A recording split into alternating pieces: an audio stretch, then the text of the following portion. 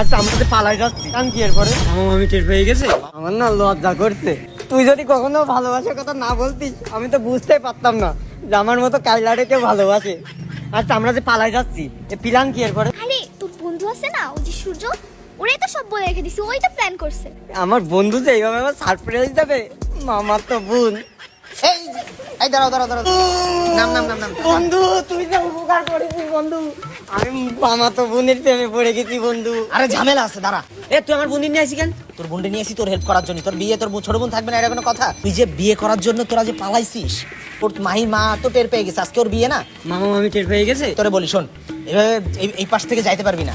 আমি ওরে নিয়ে ঘুরে যাচ্ছি আর তুই তোর বোনটা নিয়ে এখানে দাঁড়া। আমি যখন ফোন দিব তখন এই পাশ থেকে যে কাজী অফিসে চলে আসবি। আর এগুলো খোল, শিগগিরই খোল, শিগগিরই খোল। দেখলে তো সন্দেহ, খুলিস না কেন বোকা? তোর বিশ্বাস করি। খোলো খোলো এগুলো খোলো। তুই 2 মিনিট দাঁড়া।